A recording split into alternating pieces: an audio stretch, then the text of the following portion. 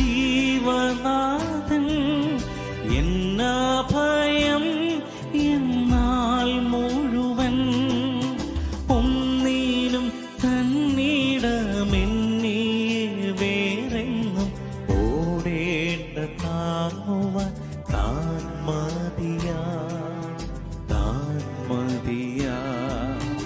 ഒന്നിനും തന്നിടമെന്നേ വേറെങ്ങും ഓടേണ്ട താങ്ങുവാൻ താൻ മതിയാ ആശ്രയമേശുവിൽ എന്നതിനാ ഭാഗ്യവാൻ ഞാൻ ആശ്വാസമെന്നിൽ താൻ തന്നതിനാൽ ഭാഗ്യവാൻ ഞാൻ. ഇപ്പോൾ നാം ശ്രവിച്ചുകൊണ്ടിരിക്കുന്നത് മോർണിംഗ് വോയിസ് എന്ന ആത്മീയ ശുശ്രൂഷ. ഇന്ന് ആരാധനാത്മകമായ ചിന്ത പങ്കുവയ്ക്കുന്നത് സുവിശേഷകൻ KM സാമുവേൽ ചിറ്റാർ. ദൈവതിരുനാമം വാഴ്ത്തപ്പെടുമാറാകട്ടെ. ആരാധനയുള്ള ബന്ധത്തിൽ വിശുദ്ധ ദൈവവചനത്തിൽ നിന്ന് ഒരു വാക്യം വായിക്കുവാൻ ആഗ്രഹിക്കുന്നു. ലൂക്കോസിന് എഴുതിയ സുവിശേഷം 24-ാം അധ്യായം അതിൻ്റെ 26-ാമത്തെ വാക്യം വായിക്കുന്നു. ലൂക്കോസിന് എഴുതിയ സുവിശേഷം 24-ാം അധ്യായം അതിൻ്റെ 26-ാമത്തെ വാക്യം. ക്രിസ്തു ഇങ്ങനെ കഷ്ടം അനുഭവിച്ചിട്ട് തന്റെ മഹത്വത്തിൽ കടക്കേണ്ടതല്ലയോ എന്ന് പറഞ്ഞു. ക്രിസ്തു ഇങ്ങനെ കഷ്ടം അനുഭവിച്ചു. എങ്ങനെ കഷ്ടം അനുഭവിച്ചു?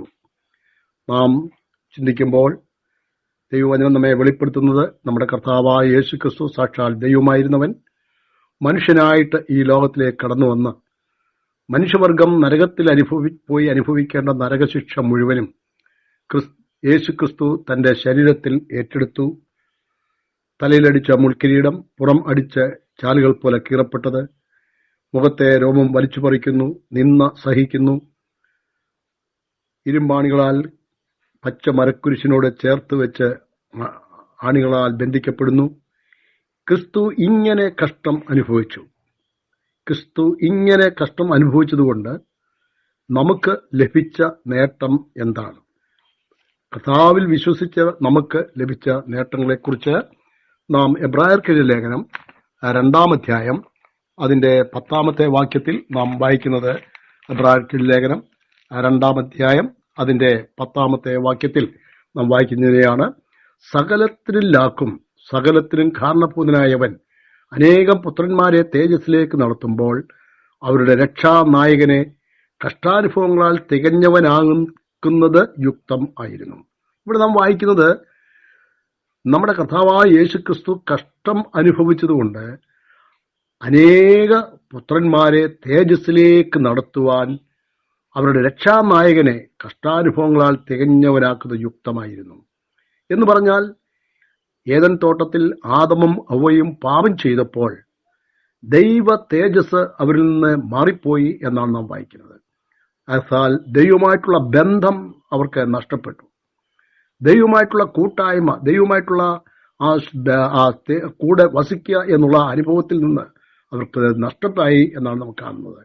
ഇവിടെ നമുക്ക് മനസ്സിലാക്കാൻ കഴിയുന്നതൊക്കെയോ ക്രിസ്തു ഇങ്ങനെ കഷ്ടം അനുഭവിച്ചതുകൊണ്ട് അനേക പുത്രന്മാരെ തേജസ്സിലേക്ക് നടത്തുവാൻ നമ്മുടെ കർത്താവായ യേശു ക്രിസ്തുവിനെ കഷ്ടാനുഭവങ്ങളാൽ തികഞ്ഞവനാക്കുന്നത് യുക്തമായിരുന്നു. നമുക്ക് എൻ്റെ പ്രിയമുള്ളവരെ, ഇന്ന് രാവിലെ സമയം നമുക്ക് ചിന്തിക്കുവാൻ കഴിയുന്നത് നമ്മുടെ കർത്താവായ യേശു ക്രിസ്തു നമുക്ക് വേണ്ടി കഷ്ടം അനുഭവിച്ചതുകൊണ്ട് ദൈവമായിട്ടുള്ള വലിയ ബന്ധത്തിലേക്ക് നമ്മെ കൊണ്ടുവരുവാൻ കർത്താവ് ഇങ്ങനെ കഷ്ടം അനുഭവിച്ചതായിട്ട് നാം വായിക്കുന്നു. എബ്രായ ലേഖനം 5-ാം അധ്യായത്തിലെ 8-ാം വാക്യത്തിൽ നാം വായിക്കുന്നത്, എബ്രായ ലേഖനം 5-ാം അധ്യായത്തിന്റെ 8-ാം വാക്യം. അവിടെ നാം വായിക്കുന്നത് ഇങ്ങനെയാണ്: പുത്രൻ എങ്കിലും താൻ അനുഭവിച്ച കഷ്ടങ്ങളാൽ അനുസരണം പഠിച്ച് തികഞ്ഞവനായി തന്നെ അനുസരിക്കുന്ന ഏവർക്കും നിത്യരക്ഷയുടെ കാരണഭൂതനായി തീർന്നു. നമ്മുടെ കർത്താവായ യേശു ക്രിസ്തു കഷ്ടം അനുഭവിച്ചതുകൊണ്ട് നമുക്ക് ലഭിച്ച രണ്ടാമത്തെ ഏറ്റവും വലിയ ശ്രേഷ്ഠത എന്ന് പറയുന്നത് നമുക്ക് നിത്യരക്ഷ ഒരുക്കി എന്നുള്ളതാണ്. പ്രിയമുള്ളവരെ, നമ്മൾ നോക്കുമ്പോൾ മനുഷ്യനെ രക്ഷപ്പെടുവാൻ, മനുഷ്യനെ വീണ്ടെടുക്കുവാൻ, ആത്മാവിന്റെ വീണ്ടെടുപ്പിന് വില കൊടുക്കുവാൻ ആർക്കും കഴിയയില്ല എന്ന് പഴയ നിയമ ഭക്തന്മാർ പറയുമ്പോൾ ഇവിടെ നമ്മൾ വായിക്കുന്നത് നമ്മുടെ കർത്താവ് കഷ്ടാനുഭവങ്ങളാൽ അനുസരണം ഉള്ളവനായി തീർന്നതുകൊണ്ട് നിത്യമായ രക്ഷയുടെ കാരണഭൂതന്മാരായി തീർന്നു എന്നുള്ളതാണ്. നിത്യരക്ഷ എന്ന് പറയുമ്പോൾ, ഇറ്റേണൽ ലൈഫ് എന്ന് പറയുമ്പോൾ ദൈവമായിട്ടുള്ള ആ വലിയ ബന്ധമാണ് നമുക്ക് കാണാൻ കഴിയുന്നത്. യേശുക്രിസ്തുവാണ് നിത്യജീവൻ. ആ നിത്യജീവൻ നമ്മളിലേക്ക് തന്നതുകൊണ്ട് ദൈവമായിട്ടുള്ള വലിയ ബന്ധത്തിലേക്ക് നമ്മെ കൊണ്ടുവന്നു എന്നുള്ളതാണ്. അപ്പോൾ യേശുക്രിസ്തു കഷ്ടം അനുഭവിച്ചതുകൊണ്ട് രണ്ടാമത് നമുക്ക് ലഭിച്ച നേട്ടം എന്ന് പറയുന്നത് നിത്യരക്ഷ എന്നുള്ളതാണ്.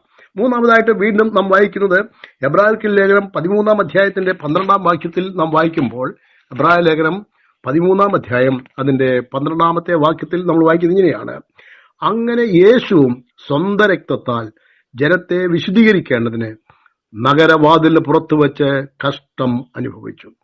അങ്ങനെ യേശു സ്വന്തം രക്തത്താൽ ജനത്തെ വിശുദ്ധീകരിക്കേണ്ടതിന് നഗരവാതിലിന് പുറത്തു വച്ച് കഷ്ടം അനുഭവിച്ചു.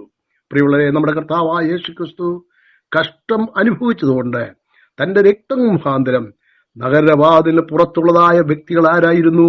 ഇസ്രായേൽ പൗരത്തോട് സംബന്ധമില്ലാത്തവരും വാഗ്ദത്തത്തിൽ അന്യരും പരദേശികളുമാണ്. പാളയത്തിന് പുറത്ത് പാർക്കേണ്ടത് കുഷ്ഠരോഗികളാണ്, ശബത്ത് ലംഘിച്ചവനാണ്, ദൈവത്തിന്റെ പ്രമാണത്തെ അനുസരിക്കാത്തവരാണ് നഗരവാതിലിന് പുറത്ത് പാർക്കേണ്ടത്.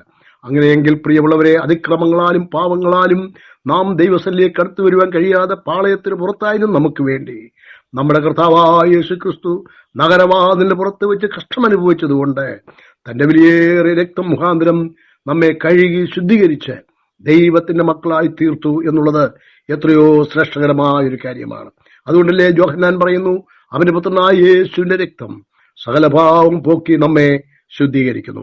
1 പത്രോസ് എഴുതിയ ലേഖനം 3-ാം അധ്യായത്തിന്റെ 18-ാം വാക്യം നമ്മൾ വായിക്കുമ്പോൾ, 1 പത്രോസ് എഴുതിയ ലേഖനം 3-ാം അധ്യായത്തിന്റെ 18-ാമത്തെ വാക്യം നമ്മൾ വായിക്കുന്നത്, ക്രിസ്തു നമ്മെ ദൈവത്തോട് അടുപ്പിക്കേണ്ടതിന് നീതിമാനായി നീതികെട്ടവർക്ക് വേണ്ടി പാപം നിമിത്തം ഒരിക്കൽ കഷ്ടം അനുഭവിച്ചു. നോക്കുക, ഇവിടെ വായിക്കുന്നത് ക്രിസ്തു നമ്മെ ദൈവത്തോട് അടുപ്പിക്കേണ്ടതിന് നീതിമാനായി നീതികെട്ടവർക്ക് വേണ്ടി പാപം നിമിത്തം ഒരിക്കൽ കഷ്ടം അനുഭവിച്ചു. പ്രിയമുള്ളവരെ, നമ്മുടെ കർത്താവായ യേശുക്രിസ്തു കഷ്ടം അനുഭവിച്ചതുകൊണ്ട് നമുക്ക് ലഭിച്ച 4-ാമത്തെ നേട്ടം എന്ന് പറയുന്നത് നാം ദൈവത്തോട് അടുക്കുവാൻ ഇടയായി തീർന്നു എന്ന് നാം വായിക്കുന്നു.